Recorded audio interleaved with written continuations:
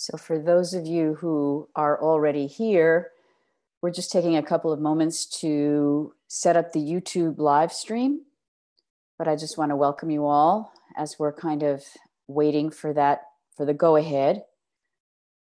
And I just want to talk about a couple of little housekeeping things, potential things as we're going along. For those of you who are new to this, just so that you know, there's a chat function. You'll see it at the bottom of your screen probably. And if you click on it, it'll open up a panel. And that chat function is for all the attendees. You can type in comments to each other and connecting with each other as we go along. During the lesson, during the webinar, Stacy's going to offer a movement exercise that involves standing near a wall.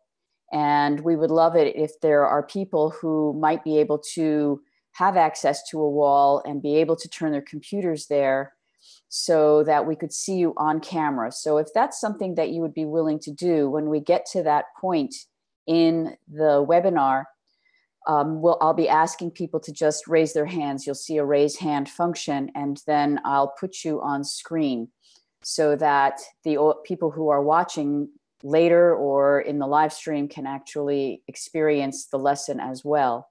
And then later on, if there's time, we're also going to have some questions and answers from you all. And you can do that by putting your question in the Q&A section down on the bottom of your screen.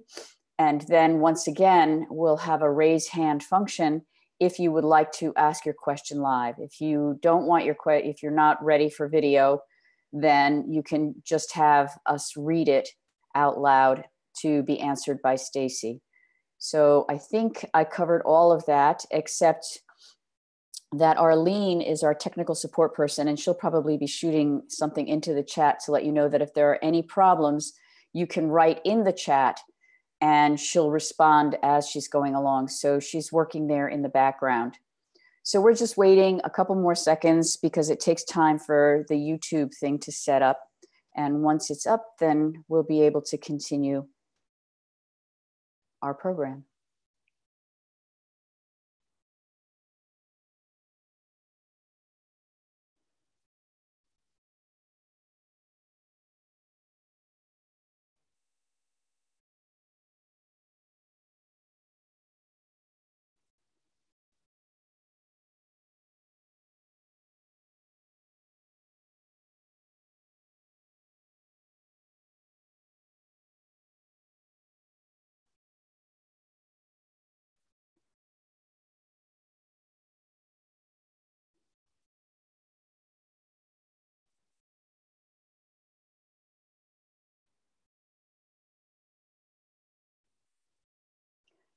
So Heather, I see you already have your hand up. You want to just type your question in for now? Because we're not live yet. There it is.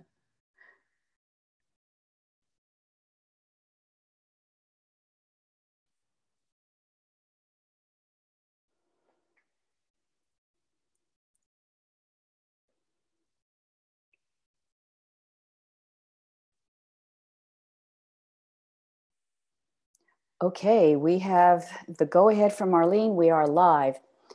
So I would like to welcome all of you to the Feldenkrais Awareness Summit. My name is Lavinia Plonka. I'm your host for this afternoon, and it is my great privilege and honor to be able to introduce to you Stacy Barrows.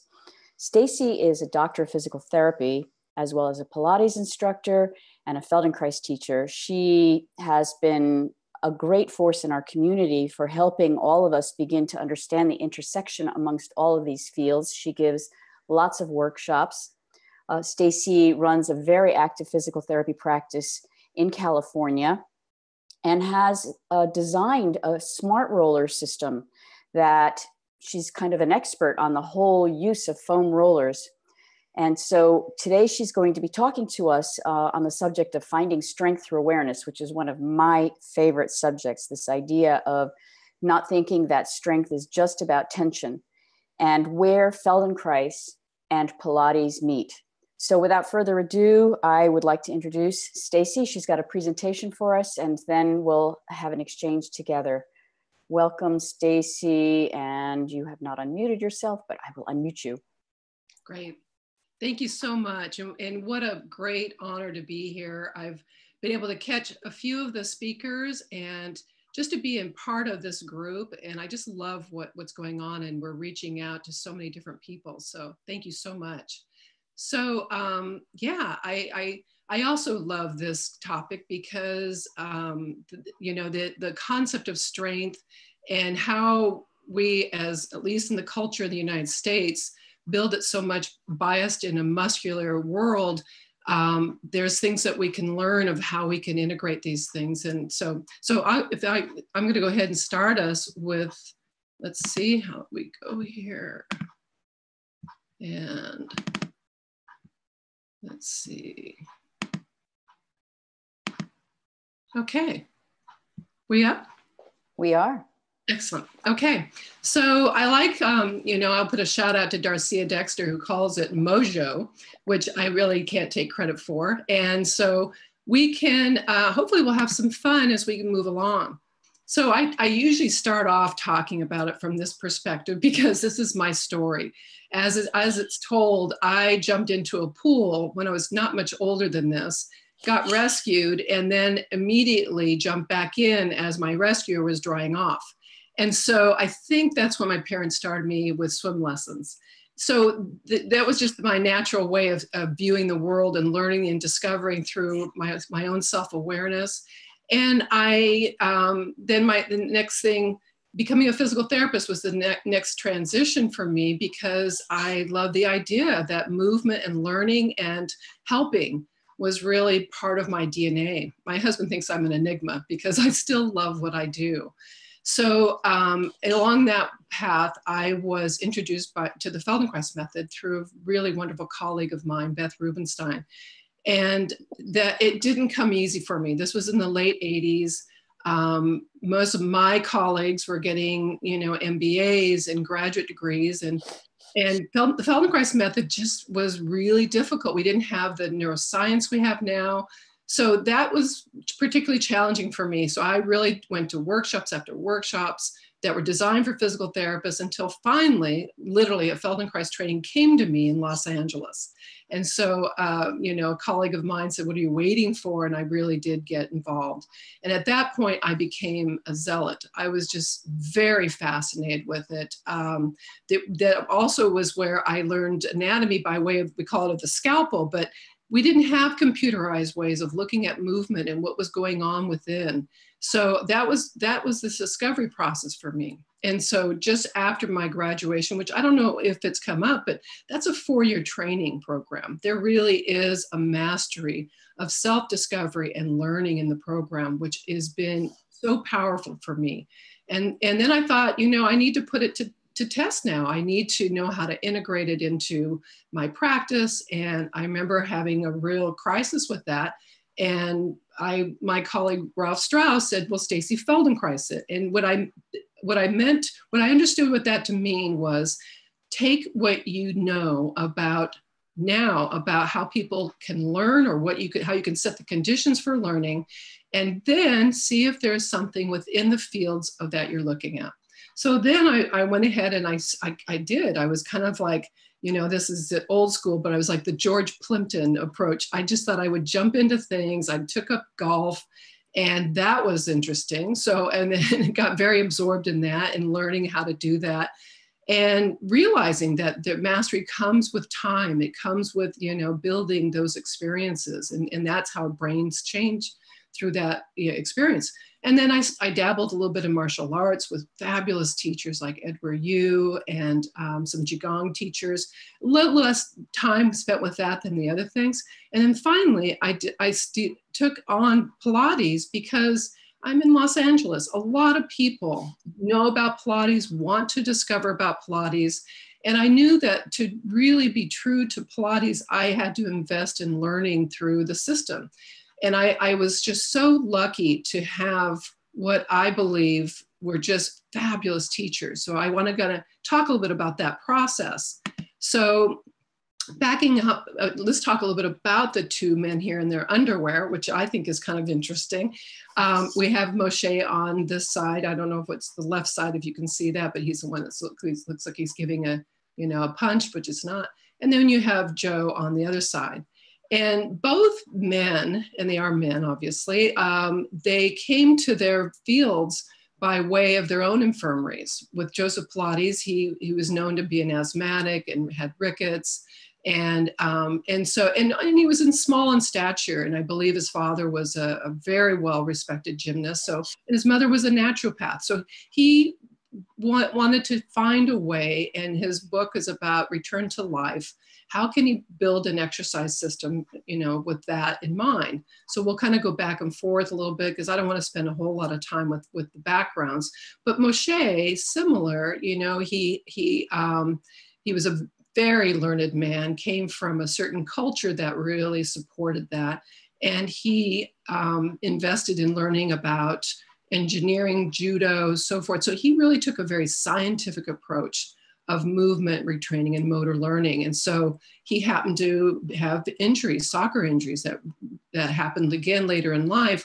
And that's kind of how he went through his path of the discovery of their roots. So we are so fortunate that we have extensive work in biographic information about Moshe. And there is some, with Joseph Pilates, a little less, and you do get a little bit more stories. I had the fortune to go to a workshop the other night. Oh, that was last year, actually, the other night, to see Mary Bowen. I know it feels like the other night. And Mary Bowen is one of the founding people that studied under Joe. And so she really dispelled a lot of myths, things that were being spread around about it. And it was wonderful. And we still have a very rich body of people that did study under Moshe that can tell us a little bit more about their stories. But now I want to bring this in. I thought about this a lot, thinking, I don't want to bring it in that Pilates should have Feldenkrais or Feldenkrais should have Pilates. I'm just going to talk from my own experience. And the way I thought to look at it was looking at it as the somatic field. Now, there are people that do teach Pilates that make it really still very much an exercise system. And I'm not dispelling that that's good or bad. I'm just going to talk about the ones that I was able to come in contact with that were what are real true somanauts. And somanauts, is a great, I just love that term. A very good friend of mine, Susan Harper, who studied with Emily Conrad in the field of continuum and has evolved it even further. I asked her, I said, where did the word somanaut come from? And she said, she says, I believe Emily Conrad came up with it in the early 70s. And then it was picked back up, Gil Headley, I think, referred to her as a somanaut. And so the reason I want to bring somanaut up is because it is about, rather than like an astronaut looks into the field of space but somanauts look into this inner space. But we're not limited to the inner space. We're really seeing how we adapt to our environment. So that's how I wanted to kind of come in and discuss it a little bit. Now, way back when, as I'm just, tooling around on the internet, I came across this somatic tree, and it fascinated me because I think I didn't know how many people, I certainly am a huge Mabel Todd fan, and I'll leave this up for a moment as I talk because it's just such a rich way to graph it out. And it's not fully inclusive. There are people that are not on here, but if you look around the border of it, you'll see that there's this Eastern relationship, there's the psychotherapeutic relationship, and this is by way of Martha Eddy, Dr. Martha Eddy. And she has actually a book now, it's out on Kindle, that I definitely recommend, and it's the Mindful Movement book that you'll see the picture below. So if you look, you'll see so much cross-pollination, and some knew of others, not all did, but I can tell you my Pilates teachers my first one was Sarah Dacklin, and I took 3 years of privates with her, weekly privates, because I really wanted to sense the experience and evolve it further. And she had a background from a teacher that was somatically trained, that had some background in Feldenkrais and background in Laban method. And then I further studied with Marie José, who also had a very rich background in dance and theater. And then I came across Risa Shepherd. And Risa Shepherd, who also was one of Ron Fletcher's original students, and that was way before that anybody knew anything about Pilates. And she was side by side learning with him. And her background was theater. So she really had a very interesting way about it. And so she reached out to me and said, Stacy, would you come teach the functional anatomy version of, she was starting her trainings. And I thought, well, this is a prime opportunity. And in exchange for that, I said, can I go ahead and get certified with you? Which I did. And then I went further, got PMA certified. So if you don't know what the PMA is, it's kind of the organizing branch of the Pilates sector that really tries to see to it that people are staying up on their continuing education, make sure that trainings are really working towards competency. So I really support their cause. So yeah, I think one thing that we can draw from is that we have in common is awareness. And that is something that the Feldenkrais method gives us such acuity to that. And I love Larry Goldfarb's comment that we're mastering, we have a martial art in activities of daily living. And so activities of daily living could be, I want to do a yoga class. I mean, that's something that's just down the street from me. I want to work on that awareness. So the nice thing is we really do see so many of these different modalities out there, like Nia, Alexander, et cetera, and that they, what our bodies really are doing our tasks, like washing the dishes. And if there's a way that we enter in and we are able to take and experience some of these methods, I think that really makes it rich for us.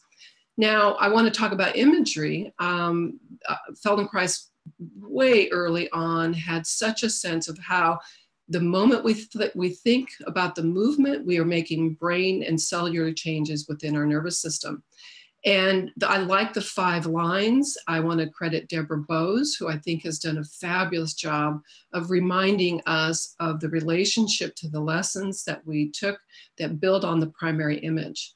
But there's also idiokinesis, which is what, when you look down the tree, that somatic tree, starting with Mabel Todd, you have working down to Lulu Swigard and Irene Dowd, and there's this idiokinesis model, and they use 9 lines of movement. I've kind of cut off a little bit of the screen there, and I'm not an expert on that. I just want to point out that this deep imagery is such a wonderful way to make a connection. And if we have time, I want to maybe go through a case study with that. So I have to talk about the core. It just seems like, that is the hype. And is it elusive? I wrote a Huffington Post blog a while back, and I was nervous thinking I would be, tied up at the stake or something with it. But surprisingly, a lot of people jumped on and had a lot of concerns of how people were talking about this muscular band of strength. And in my experience, and the introduction I pointed out was, I was seeing people coming with so much bracing and tension that I think really was so culturally influenced. So I wanted to mention that. And now we really have a really new model that's starting to emerge, and that's the tensegrity approach and relating to fascia. So how do we look at this? And I want to give an example of it as how I play with this. How do I use all this information? But one thing for sure, I'm very careful about my language, because if you say and Feldenkrais was really very, very strong with this and spent a lot of time of our unconscious understanding through learning, is how do we connect to words? And so words like stretch or, go to your core or, whatever. If it's a muscle-based system, we really want that to be as primitive as we can get it, because that's the learning that we're drawing from. So you'll see I have a cylinder, I used the end of a paper towel thing to kind of get this idea, and we'll play with that concept. And then you have the tensegrity idea. And I'm able to use that to explain to people that when you have an imbalance of the fascia or the muscular relationships, it erodes the ability to move within the system or the body. So here's my labs. And so one of them is my home office, which is, we'll see with the gym, the stationary bike there. And then in my clinic, and I have a Cadillac Reformer, which is I can convert really easily from one piece of equipment to the other. But I love playing with things that some of it's through physical therapy, some of it's through the Pilates places, but I use so many things that I get to play with. It's part of my, my thing is, if that's what they're seeing out in the world, why not bring it in and let's Feldenkrais it, as Ralph said. So then how do I, so when I see somebody to start off, it does start with Feldenkrais, because I find that I need them to have this drop-in moment that will set the stage that I can frame the opportunity to be a lesson for learning. And so I want to find out what my client does. And I don't think I'm unique. I don't mean to say that, but if that is that they want to, like I mentioned, to do particular things, or it could be lifting their grandchild, whatever it is. And what are those activities of daily living? And so then how can we address that perceptual awareness? We'll take a short walk, so I know immediately they're going to connect to some ideas that have a very function base. And I want to try and help them kind of create what I like is this core coordination through experimentation. And I want to get it away from me being the guru or Pilates or anything being the guru. This is about self-process and self-exploration and learning so that people start trusting themselves. So we'll go into that a little bit more with the Q&A. But if we can, let's see if this will be okay. We're going to do a couple quick demonstrations. What I'm going to show you is how I played on the Cadillac with some very, very familiar Feldenkrais lessons. The reason I picked these two is that at least the pelvic clock did start with the Feldenkrais method. And we do it in a slightly different way. We don't isolate the pelvis. We want to integrate it in. And so I'm going to show you how I've done some kind of preparation with that. And then the spinal chain, well, in fact, you know what? I think I'm going to set this up and continue the path, because then we'll follow up and we'll try and implement these things with a standing roll down exercise that I discovered through the Pilates method. Okay, so I want to make sure I remember this quote by Mark Rees. This had a profound effect on me. And in the midst of this training, and as they're wording and they're telling stories, and I love this, it's always stay with me. By reducing unwanted effort, therein lies true strength. And I think that is what we really need to help people discover, because then they rise out of a chair, then their pelvic floor is engaged, because the action is what stimulates it, not the exercise. Okay, so let's see, let's try this. And we'll start those. And here we go. Okay, we are going to do a version of the pelvic clock with using the trap bar. Okay, so let's have you take your legs up and wrap over and slip them underneath. Now, if this is uncomfortable, you can use a fuzzy underneath and let them position it so that the bar seems relatively even. Take both hands on the bar. And now, Jamie, I want you to think about a clock. 12 o'clock and 6 o'clock are slipped underneath the back in the pelvic area. 3 o'clock and 9 o'clock. So I'm going to have you gently draw your knees with the bar. And now you're rolling towards 12 o'clock. And then let your arms reach back. Let your legs take you a little extra. And you will now go to 6 o'clock.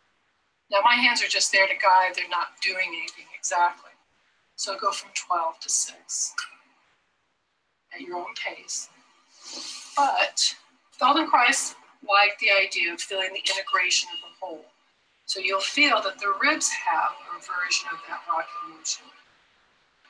And your head can have that as well. So just notice that kind of undulation of the parts.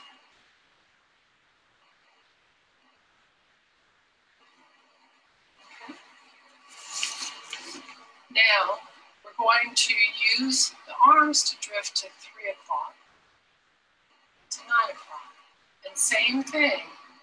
Notice the relationship of the parts of the whole, the ribs, the back of the head. Just go from side to side. Seeing to it that you don't interfere with the movement in your shoulders. So you're asking for two parts of this. You have to feel and do at the same time. And come back to the center. Now take it to 12 o'clock. Come around to 3 o'clock.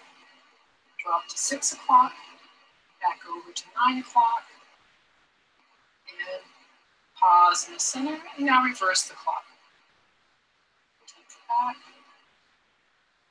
Feeling again how things articulate through the system and pause. That's the proper clock. Okay, just one more.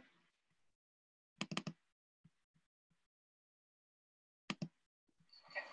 So now, starting back, now that we've done the pelvic clock as a warm-up, what I'm going to have you do is drift your knees towards you, and I'm going to guide you just a little bit extra.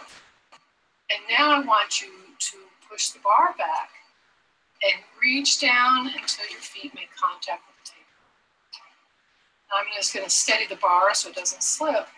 Now that you've made contact, you're going to slowly articulate, lifting your spine off the table, one at a time. And you see how nicely and smoothly, I'm just keeping this from moving on her. And then take it back down in reverse order, soften your jaw. Once you make complete landing to the tailbone, notice where your hips hinge or fold, let your knees drift up. Now, push the bar back away again. Land your feet, articulate back up. Good. As you do that, you can reach your knees my way just a little. Good. And slide back down in reverse order. Good. Now pause there. Bring your hands up and lace them together and slip them underneath the back of your head. Draw your elbows a little bit towards the sky. And let your eyes wander in my direction. And as you are looking at me, I want you to slowly lift your head with your arms, not your necklaces. And let your spine articulate back to the table. And now as you ease back, once you make full contact, really letting go of the neck, let your knees come towards your hip hinge again. Now push your legs back away through the bar. As you land your feet, start back up with a curl back up. Beautiful. And one more time, once you land, bring the knees up towards you. Now keep the knees floating there. Now lift the head up slowly, looking at me, keeping that curl. Now bring the legs back my way. Land your feet, roll the spine back down, and you're finished.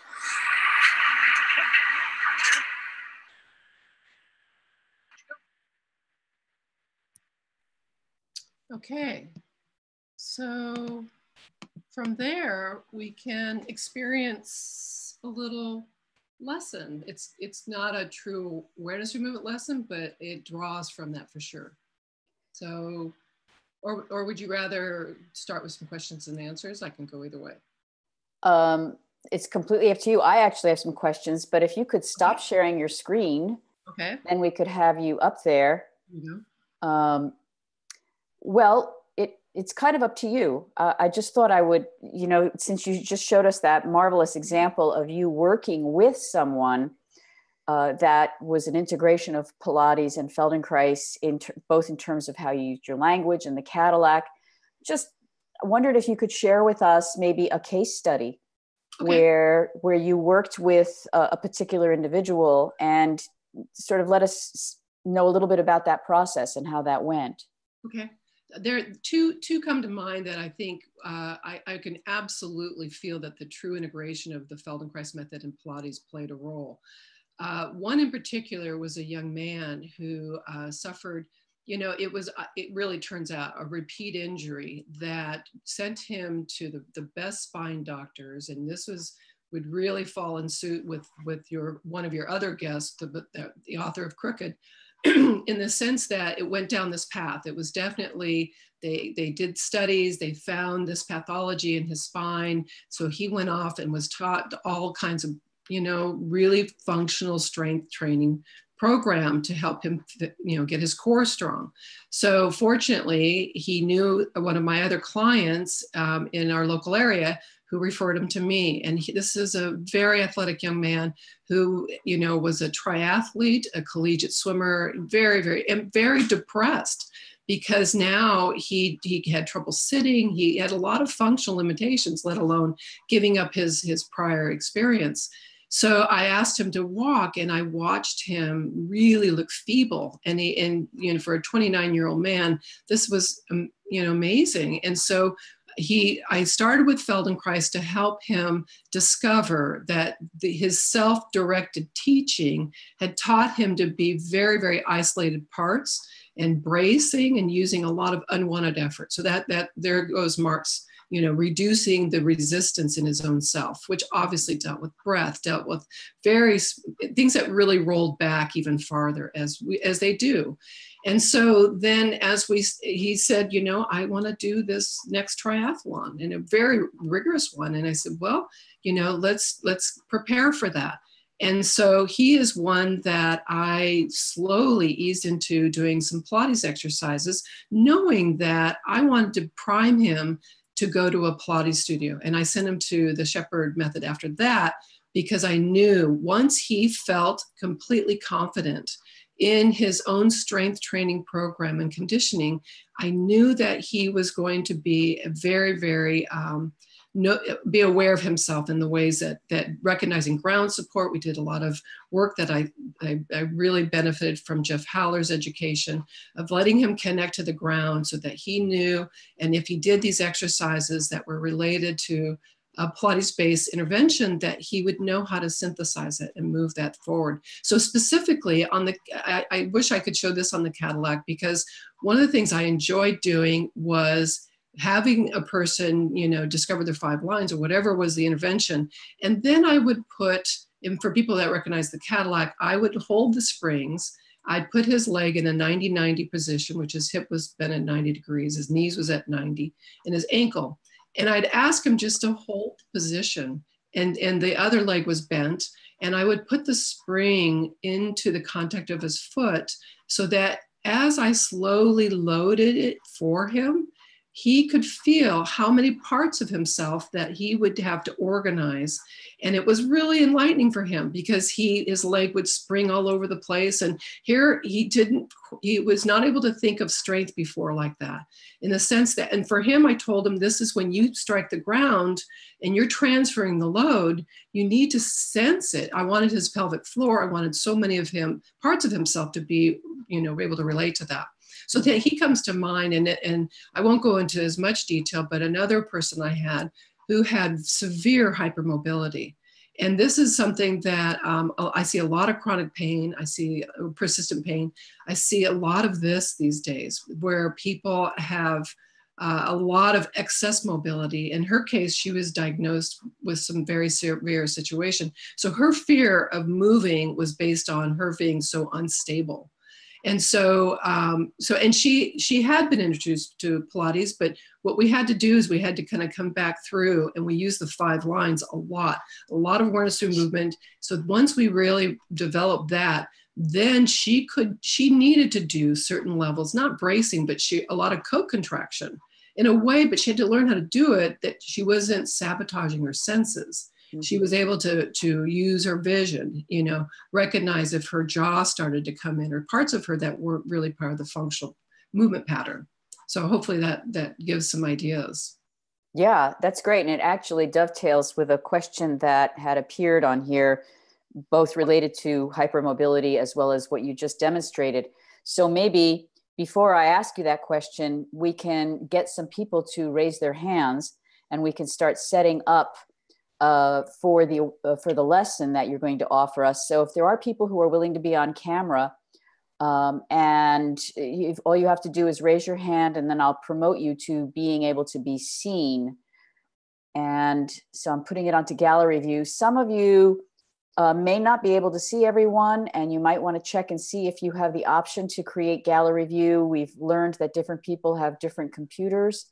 So all you have to do is go over there and raise your hand. And meanwhile, while people are doing that, this question came from Heather Dennis, and she was referring to the video, but it says, does the load coming from the springs in the demo that you showed help people find movement more clearly than doing it without load, and particularly people who are hypermobile?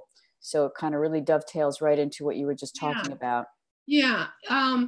You know, the beauty of the springs is they are so analogous to the spring system, dynamic spring system. And I can't help wanting to refer back to, hi, Jan, to Joseph Pilates, because I think it's pretty much, you know, in culture, knowing that he used hospital beds and springs to rehabilitate, you know, these people that were in internment camps. And at least stories told that many people did not suffer from his as much, you know, of the impact of what it would be in an internment camp through this progressive strengthening conditioning that he did.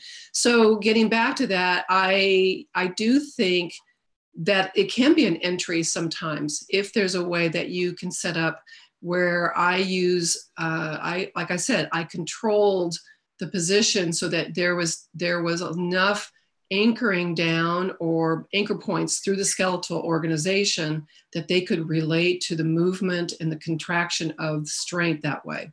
So did that answer the question, I hope, or? I hope so. I'm sure that Heather will let us know. And so it looks like Jan might be our solo person, but it's okay because you're wearing pink. Right. And so, you know, obviously it was meant to be today. And I got my lipstick on ready as well. So. Thank you so much. So, go ahead. I'm not totally sure if it'll work for me because we don't have very much wall space in our house. So I've got a little bit of wall. So I'm not sure if it'll work. I apologize for this. Of course, this would be something that would happen. I am not charging, and I'm getting low on on my, that would be a problem. So let me, one more time, I'll be 1 second. Okay, well, and since it's just one person, I'm gonna take the risk and hope that my sound works when I unplug so I can join you, Jan. Okay. I don't think we've ever actually talked. This is so cool. We actually have at the Boulder conference. Which was, I think, okay, I can hear you. Yay, I did not disable my sound. So I'm going to find a wall. So I'm so sorry. Can you believe this? I'm in my husband's office and I cannot find other letters.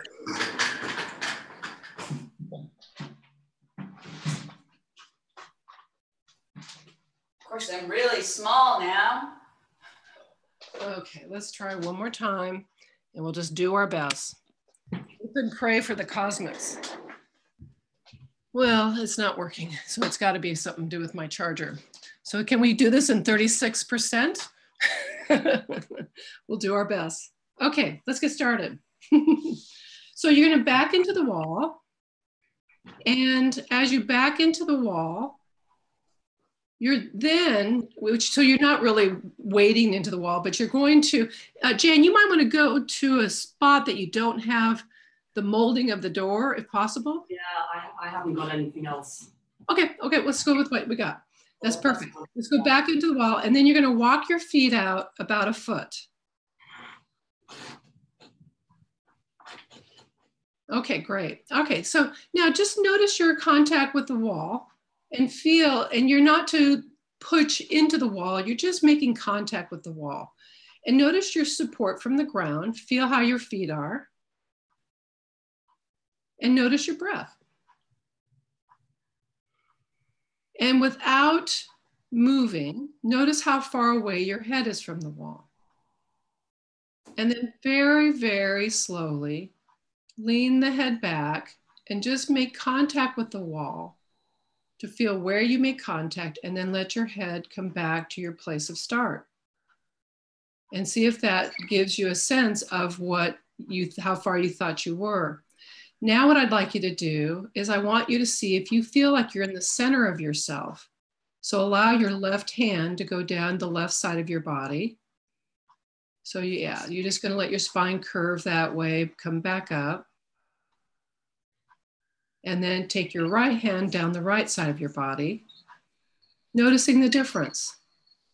And in doing movements like this, it's the differences that really make profound sense of noticing. And then find the center. Okay? Now what I'd like you to do is I'd like you to very gently roll your pelvis.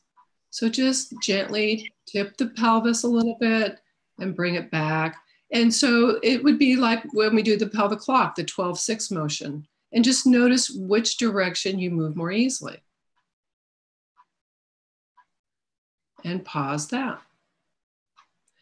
Now what I'd like you to do, and you're not going to go very far, but you're going to allow yourself to slide down the wall only so far that you feel you get more of your contact of your back with the wall. So not so much that you feel you're getting a lot of workout with your thighs or your quads. Okay, it's not a wall slide in the traditional sense. And then pause there. Now, once again, roll your pelvis like you did a moment ago. Bringing your tail away and bringing your tail back towards the wall, but you're not going up and down. You're staying at a fixed point.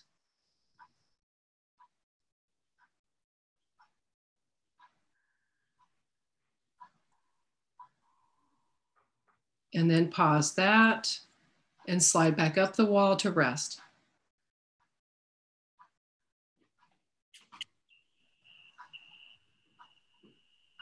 Now slide back down again, just enough to feel more contact of your back to the wall. And you guys are doing beautifully, just the right amount. Pause it there. When I do this with clients, a lot of times I have to stop them because the wall slide is, they're so conditioned. So now what I'd like you to do is I'd like you to roll out the pelvis away from the wall so that you articulate the spine coming away from the wall, segment by segment. So in Feldenkrais language, it's a spinal chain, and you're just letting that articulate up, and then you take it right back. And at your own pace, and take care of yourself, make sure that you're not overly extending yourself with the wall slide version of this. Just see what you are able to do. And just notice what you're doing with your arms.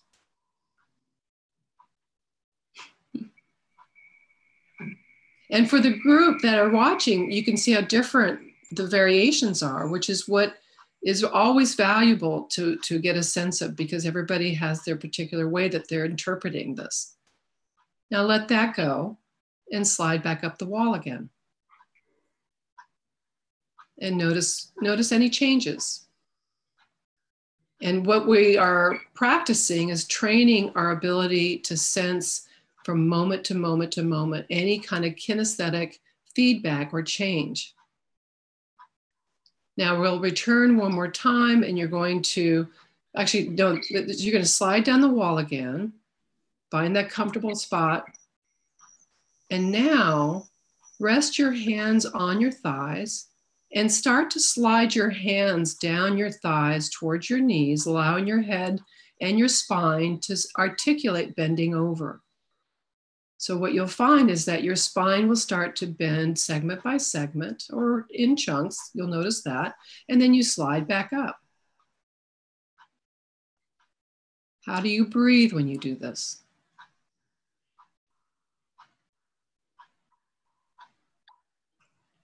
And repeat the movement. And it's through the repetitive movements with the guided attention going in different places. What do you notice in terms of your ribs? It might be the first time people feel three-dimensionality of their rib space in this movement. And then bring yourself back up. And maybe try it one more time.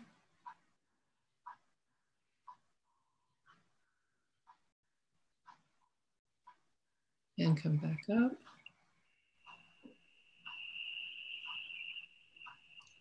And rest and slide yourself back up again now.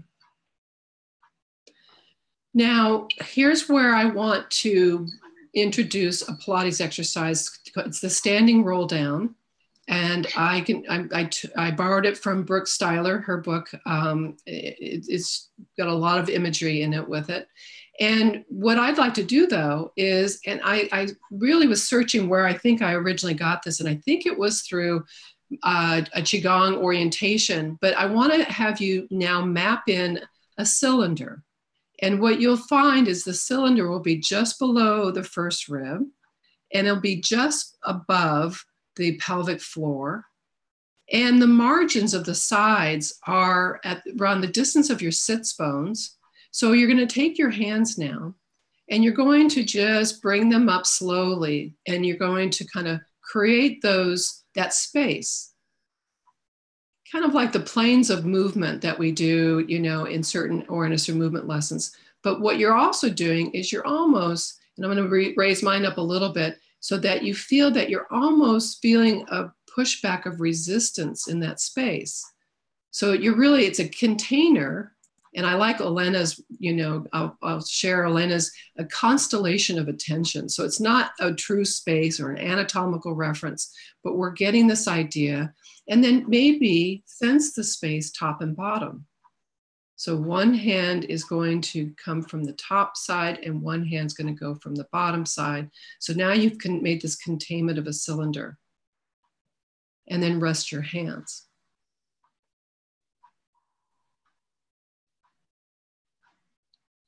Now what I'd like you to do is I'd like you to keep your legs long this time.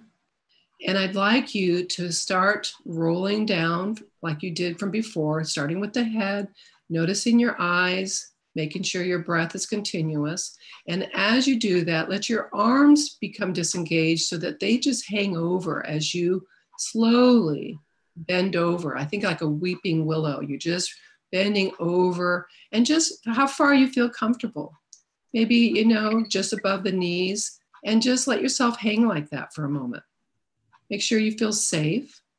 And obviously there will be lengthening of the fascia when you do this, and just don't go too far because you have to come back up. And so now staying over yourself, you'll know that you've changed the way that cylinder is inside. And I want you now to think, how can you go to that cylinder and start to pull yourself back up into your upright form, using that space, that inner space, to be part of the collection of getting you the strength to move yourself back up to the wall.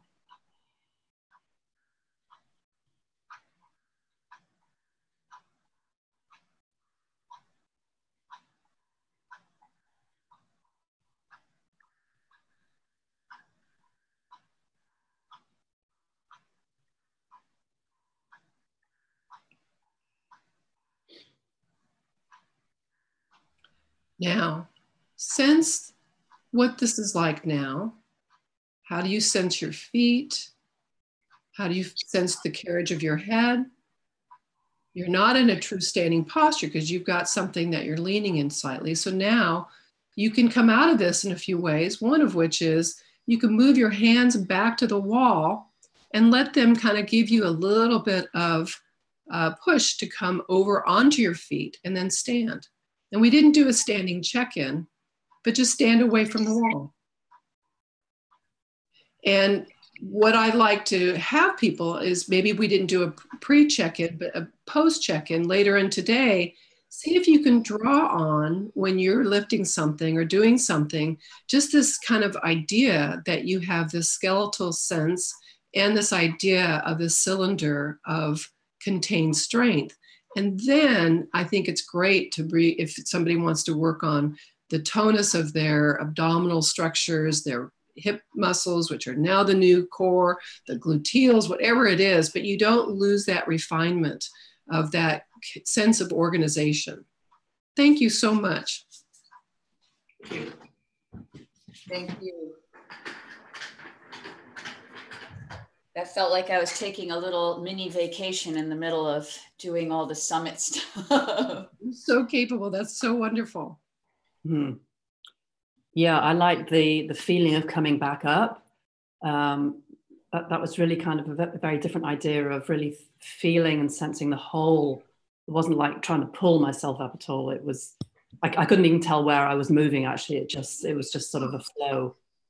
Thank you for that. Yeah. Sometimes you're always in a vacuum, and I'm doing this so many times with clients, and they are my sole experimentation, fortunately for them. And what I do find valuable is when they come back and they report back that's something, between that and a lot of times they'll come back and they'll say, I never did anything that you asked me to do. And I said, really? You never thought about your walking?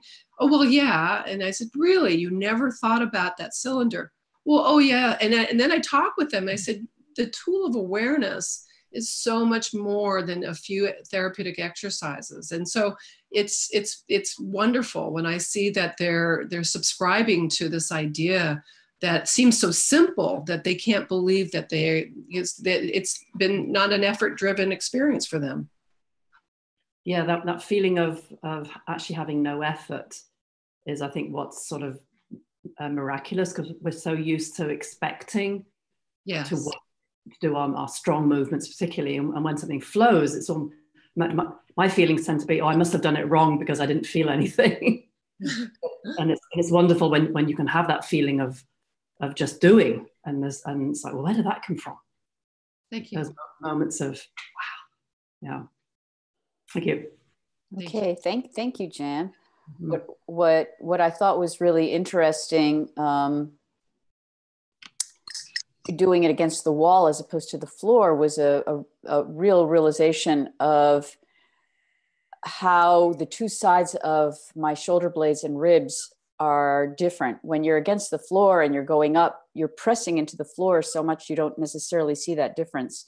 So that was a real interesting experience to feel how my right side kind of pushes backwards a lot. And I just want to say I'm sorry to all the people who were unable to see the gallery view. I have it set on gallery view, but if your computer doesn't set it on gallery view, you will be able to see the whole thing in the YouTube replay. So I hope you try to experience it regardless. So I have 2 questions here, and I'm trying to figure out when you said it, but there's a question from Rose Eisenberg, who's from Mexico. She says springs means dumping. You mean, I think she meant jumping, but I think that you were talking about the springs in the Cadillac. So, Rose, if you want to try to clarify that question a little bit more, yes, that would be useful. And then Heather continued to ask about the differentiation between length tension, which is more tensegral, and compression, which is more muscularly activated. She wanted you to address that. Okay. I'm guessing that the idea of maybe what we're coming up with is this idea that loading is compression related, and that can happen. And I do think that through finding optimal length, skeletally, fascially, whatever is the collective way that we're recognizing what we're doing when everything's in its prime way, we are looking at how easy, I go to Feldenkrais's definition of posture, that it's you're able to move in any direction with complete ease. So I think that's my go-to comment of how do we find the best design for ourselves? And it's really about action-based. If anything we're doing, if it's sitting in a chair and we're thinking that we're about ready to get up, how well am I prepared for that activity? That's the posture, that's the length that I want to be in. But then what I discovered, and I'm a very length-oriented person, swimming was my background, I had to really learn how to get small. And Somerset, judo rolls, and it sounds silly, but I sitting is not my comfort for that reason. And so for me to learn how I could be more accordion shape and have pliability in moving again to do the things that I want to do. if I, and one time, you know, I caught something where there was something that is in my habit base that I found, okay, there I was again, I was holding something, and then it was brought to my attention, and it was fascinating because the person said, you know, Stacy, do you find yourself in this kind of personality, or do you find yourself in this personality? And that was another, you know, aha moment, that my gestures, my sense of who I am is about being in a lengthened state. But that isn't always what I need to have. I need length, but I can curl into that state. I don't have to use the model of being in the vertical plane. So I don't know if that answered the question. That might have jumped more questions. And I've got one eye on my battery too. I apologize. I can always walk into another room and try. So we'll see how it goes. How are you doing? I'm at 19%. How's that? We'll make it. We'll make it. Thank so you. I just promoted Beth to panelist because she put in that she had a question about the 5 lines, but there was not enough details. So Beth, I put you on the spot there. That's okay. Am I on? It was just, I hadn't formulated exactly what my question was. Stacy, I just want to say, you rocked it. Fabulous. Thank you. Nice to see you again. It's been so long. So I hear you talk about the 5 lines a lot, and I like those lessons too, and I do them. When you look, you know, you think about all the lessons we've done, Alexandria and I, and I'm sort of one who can make any lesson into anything. I can make any lesson into the 5 lines if I want. I'm just wondering, do you have some favorites that you do? Because I know there are many, and I'm not trying to get a recipe, but sure, because this is something you talk about a lot, I'm wondering if you have some favorites, some personal favorites. You know, I can't do, I'm not one of those people that can say, hey, why this? But I listened to the conference tapes that Deborah Bose uses a couple times. I mean, she's did it a couple times, and I listen to them so often. And what I do is my own abridged version, and I have them use the imagery of, and I'll be honest with you, you're right. It's a very difficult abstract concept for a lot of people, and to transfer it into motion, it is challenging.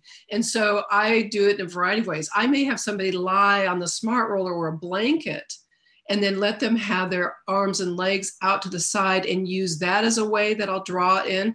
And then I'll have them just pick up a foot and then pick up the other foot, pick up the arm, and then go around. And that seems, and that I think that was what really worked the most with the woman that was so hypermobile, because just the practice of thinking of lifting her heel was enough for us to have her really make the connections. So hopefully that made some sense. No, it's a help. Thank you. Thank you. Thank you, Beth, for your question. And Stacy, I just want to let you know that your answer to Heather about the compression and the tensegrity, she put, wow, good answer. So you're good to go. Perfect. So I wanted to ask you, as we're sort of winding down and as your computer is winding down, first of all, I wanted to let everyone know that if you want to carry on this conversation after this interview is over, we do have a Facebook page. Lost you.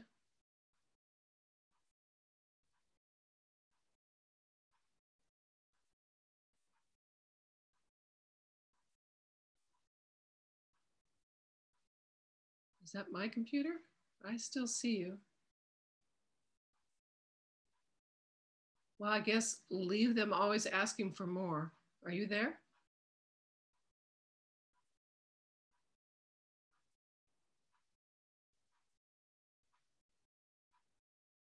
Yeah, we don't hear Lavinia anymore. No, my computer's still up. I still see everybody. Are you hearing me? I see you. There you are.